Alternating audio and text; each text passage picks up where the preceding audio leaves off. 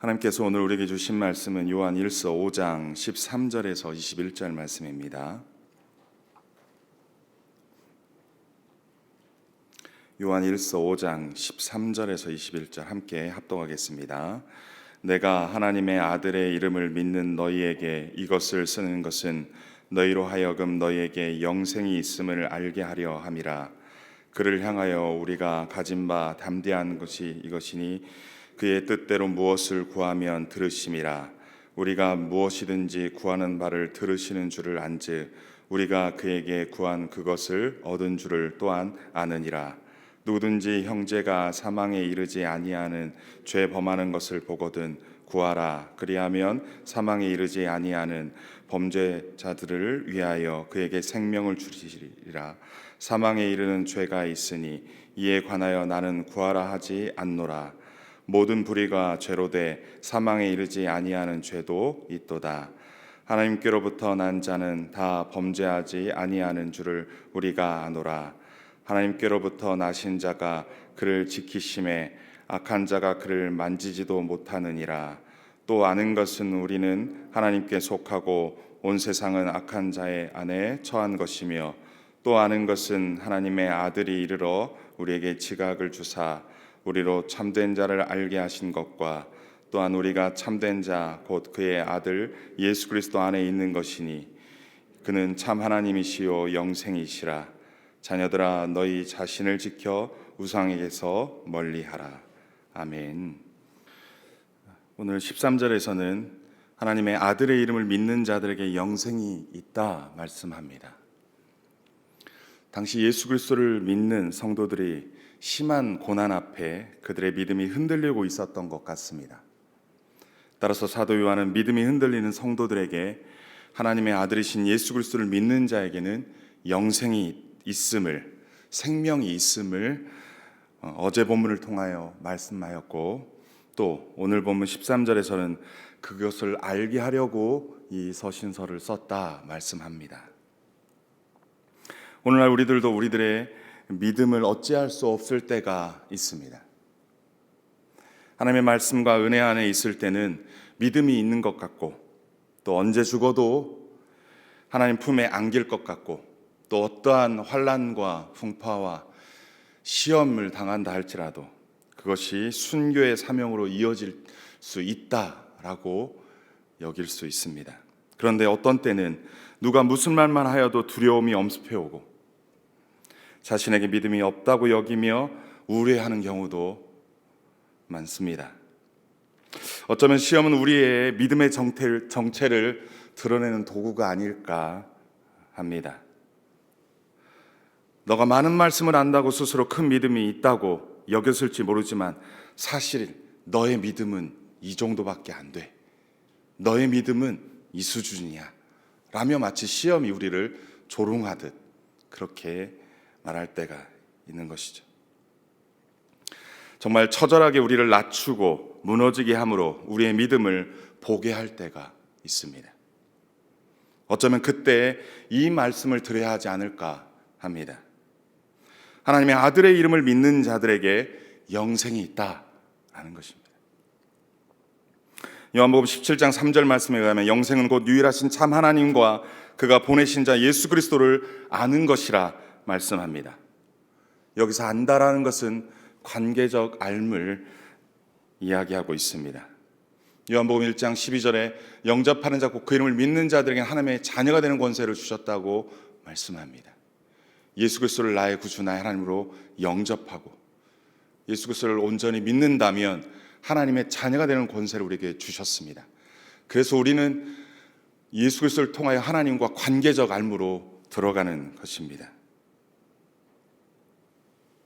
예수 그리스도를 나의 구원자, 나의 하나님을 믿는 자를 하나님께서 당신의 아들과 딸로 삼아주신다 말씀하는 것입니다.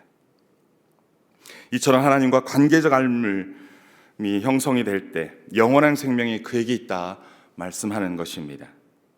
우리의 연약함, 우리의 부족함을 인정하고 예수 그리스도께 모든 답이 있음을 인정하는 것입니다.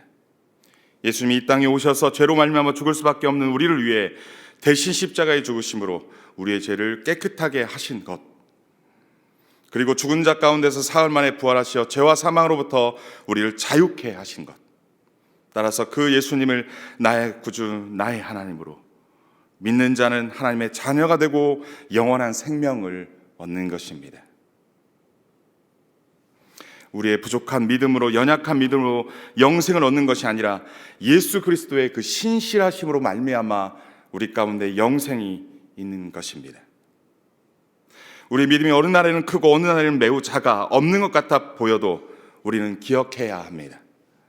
예수님이 나의 구주이신 것과 나의 하나님이신 것을 기억하며 그 주님의 이름을 기억하며 그분이 우리를 위해 하신 일을 신뢰함으로 나아가는 것입니다. 그리하면 우리 주님께서 우리의 구원을 온전케 하실 줄 믿습니다. 따라서 우리 모두는 어떠한 상황에서도 우리의 생명이 다하는 날까지 기억해야 할 것은 하나님의 아들 예수 그리스도의 이름이요 그 이름을 부른 자는 구원을 주신다는 것입니다. 그러므로 사도 요한의 당부처럼 하나님의 아들 예수 그리스도를 믿는 우리에게 영생이 있음을 확신하며 어떠한 상황에서도 그 이름을 믿는 믿음으로 살아야 할 것입니다. 그 구원의 확신으로 이 땅을 살아가시는 은혜가 있기를 주님의 이름으로 간절히 축원합니다.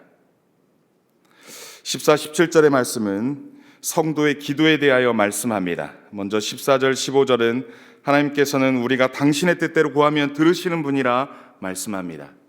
이 말씀은 기도하는 자가 하나님의 뜻대로 기도하면 하나님께서는 반드시 들으신다라는 것입니다.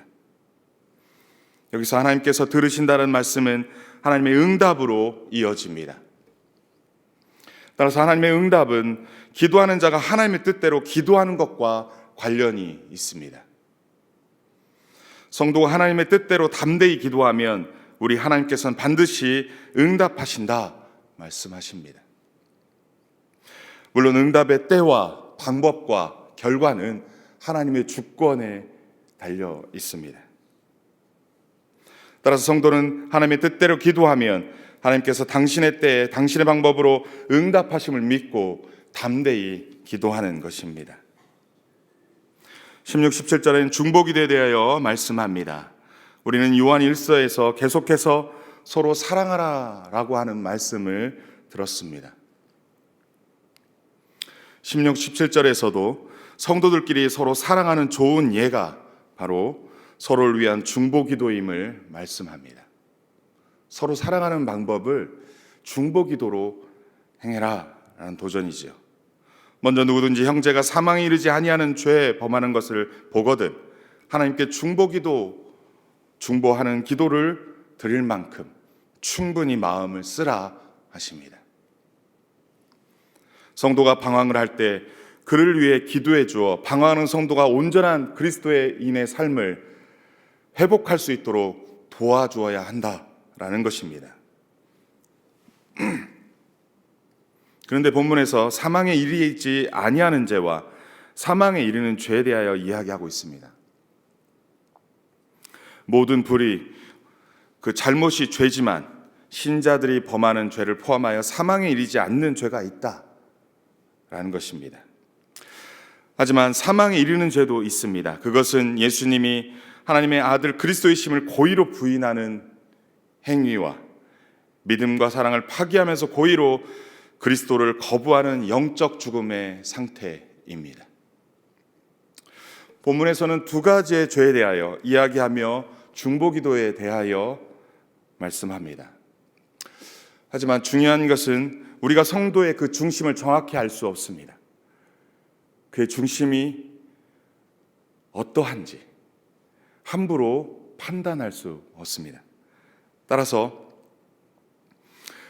우리는 우리의 지체들의 죄에 대하여 경중을 따지지 말고 그들이 용서받을 수 있도록 기도하는 것이 우리에게 필요한 줄 믿습니다. 그리고 남들을 그렇게 보았을 때 자기 자신도 돌아보는 것이, 자기 자신을 돌아보아 자신을 위하여 기도하는 것이 옳지 않나 싶습니다. 다른 사람의 죄를 정죄하기 이전에 내 안에 그러한 죄가 있는지 자신을 돌아보는 일은 매우 중요합니다. 따라서 우리는 형제자매의 죄의 용서를 위해 기도할 때 자기 자신을 돌아보며 함께 기도해야 할 것입니다.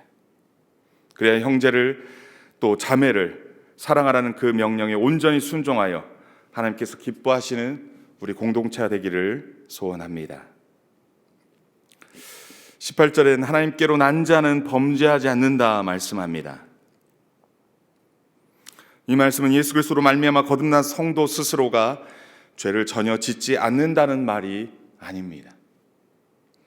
거듭난 그리스도인들이라 할지라도 죄를 범합니다. 그렇습니다. 우리는 예수 그리스도 안에서 거듭난 존재이지만 죄로부터 완전히 자유로울 수는 없습니다.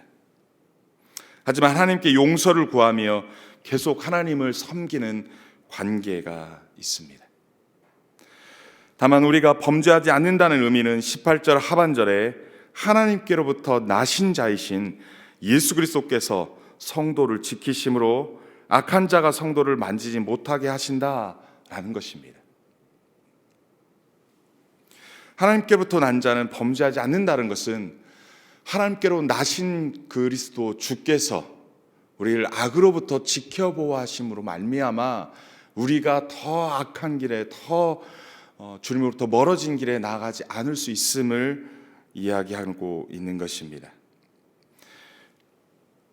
따라서 18절에서 나타난 예수님은 당신의 핏값으로 사신 자들을 악으로부터 지키시고 보호하시는 분이심을 말씀하고 있습니다. 비록 우리가 주 예수 그리스도로 말미암아 새로운 피조물이 되었지만 우리는 여전히 죄를 범할 수 있습니다. 하지만 우리를 악으로부터 지키시는 예수 그리스도를 힘입어 우리 죄를 자복하고 용서를 구하면 주께서 우리를 온전케 하십니다. 따라서 악의 조롱과 멸시로부터 주눅들지 말고 하나님의 자녀의 권세를 회복해야 할 것입니다. 나아가 그리스도와 날마다 교제함으로 그분의 말씀의 통치를 순종함으로 더 이상 죄로부터 종노릇하지 않도록 죄를 이기는 삶을 살아가시는 저와 여러분 되시기를 주님의 이름으로 간절히 축원합니다. 19절은 하나님의 세계관에 살아가는 것이 하나님께 속한 것이라 말씀합니다. 우리는 비록 세상에 살고 있지만 우리는 세상에 속한 것이 아니라 예수 그리스도로 말미암아 하나님께 속한 자들입니다. 따라서 세상에서 살지만 하나님의 말씀의 가치관, 성경적 가치관, 그 하나님의 가치관을 따라 세상에서 구별되게 살아가는 존재인 것입니다. 세상이 무엇라 할지라도 우리는 하나님의 말씀을 따라 나아가는 자들입니다. 그 말씀에 순종하며 하나님 나라에 속한 자로 살아가는 하나님 나라의 백성인 것입니다. 그러한 자부심으로 살아가야 할 것입니다. 그리스도인들은 세상과 사탄과 떨어져 그리스도 안에 그리스도와 연합하여 살아가는 존재라 말씀하고 있습니다. 따라서 오늘날 우리는 온 세상이 악한 자에게 속해 있다 할지라도 우리는 그리스도 안에서 그리스도와 연합하여 그 말씀의 통치함과 인도함을 따라 살아가는 하나님의 속한 자임을 기억해야 할 것입니다. 그러한 정체성과 자부심을 가지고 세상에서 당당히 구별되게 살아가시는 저와 우리 되시기를 소원합니다. 20절에서 하나님의 아들을 아는 것이 영생이라 말씀합니다. 본문에서 사도 요한은 예수님을 참 하나님이라 부르며 예수님을 참 하나님으로 아는 것은 하나님의 은혜라 말씀합니다. 따라서 예수님은 하나님의 아들이시며 참 하나님이시며 참 생명이십니다. 예수님을 관계적 알므로 나아갈 때 그에게 영생이 있음을 말씀하십니다. 이 진리를 믿는 우리에게도 영생이 있음을 말씀하고 있는 것입니다. 21절에서 자녀들아 너희 자신을 지켜 우상에게 멀리하라 말씀하십니다. 사도 요한은 마지막 애정어린 경고를 하십니다. 여기서 우상은 참 하나님이시여 영생이신 예수 그리스도에 대하여 거짓된 이미지를 제시하는 거짓 교훈을 가르칩니다. 저는 이 본문을 보면서 거짓된 이미지, 오늘날 우리에게는 없나라는 생각을 해봅니다. 신앙생활을 오랫동안 해보면서 느끼는 것은 끊임없이 어느 정도의 신앙생활을 하면 자신만의 하나님들을 그리고 있다라는 생각이 듭니다. 어느 권사님, 또 연륜이 많은 어느 집사님이든 장로님이든 누구든 저마다 하나님에 대한 이미지를 그립니다. 그래서 자신만의 하나님을 만들어 갑니다. 어찌 보면 늘 성경 안에서 하나님을 새롭게 발견하고 성경 안에서 하나님을 새롭게 알아가야 되는데, 이미 자신이 구축한 그 이미지의 형상, 그 하나님의 이미지를 고집하고 고수하며 말씀 안에서 새롭게 도전하는 하나님을, 말씀 안에서 온전히 말씀하시는 그 하나님을 바르게 믿지 못하는 그러한 고집들이 신앙생활을 오래 하면 할수록 있다는 생각이 좀 듭니다. 참 예수 그리스도에 대하여 벗어나 잘못된 이미지를 그려가는 것은 없는지 우리는 말씀의 기준으로 점검해 보아야 할 것입니다. 그래서 우리가 믿고 따르는 분이 오직 예수 그리스도이기를 소원합니다. 오늘 본문에서 우리 하나님은 어떤 분이시고 우리에게 주는 교훈은 무엇입니까? 하나님의 아들을 믿는 자들에게 영생이 있다 말씀합니다. 여러분, 혹 삶 속에서 말할 수 없는 시험과 고난이 있습니까? 여러분, 우리가 기억할 것은 예수 그리스도를 믿는 자에게 영생이 있다 말씀합니다. 우리가 살아가는 이 세상이 전부가 아니고 이 세상 너머에 있는 또 다른 하나님의 나라가 있는데, 그곳에서 영생 복락할 수 있는 예수 그리스도를 알고 믿는 자에게 영생이 있음을 말씀하고 있습니다. 따라서 우리에게는 아무리 고난과 힘듦이 있다 할지라도 소망이 있는 자임을 기억해야 할 것입니다. 또한 하나님께서는 우리가 당신의 뜻대로 구하면 들으시는 분이시라 말씀합니다. 하나님의 뜻대로 구한다면 응답하시는 하나님이심을 말씀합니다. 세 번째, 형제가 범죄하는 것을 보거든 그것을 위하여 중보하는 기도를 함으로 서로 사랑하라 도전합니다. 지체들의 허물을 정죄하고 그의 죄에 대하여 경중을 따지며 정죄하는 것으로 나아갈 뿐만 아니라 그것으로 멈추는 것이 아니라 그를 위하여 기도함으로 그가 하나님 앞에서 온전히 회복되도록 기도하는 것이 서로를 사랑하라고 하는 하나님의 명령을 순종하는 모습이라 말씀하고 있습니다. 또한 우리 주님께서는 당신의 핏값으로 사신 자들을 악으로부터 지키시고 보호하신 분이시라 말씀합니다. 따라서 성도는 범죄하지 않는 것이 마땅하고 마지막까지 주님을 떠나지 않도록 주님께서 함께 하시는 자인 것을 기억해야 할 것입니다. 또한 성도는 그리스도 안에서 그리스도와 연합하여 그 말씀의 통치하심과 인도하심을 따라 살아가는 하나님께 속한 자임을 말씀합니다. 끝으로 우리가 믿는 예수 그리스도는 하나님의 아들 참 하나님 영생이십니다. 그 주님을 성경의 기준으로 바르게 알고 바르게 믿고 바르게 따르는 저와 여러분 되기를 주님의 이름으로 간절히 축원합니다.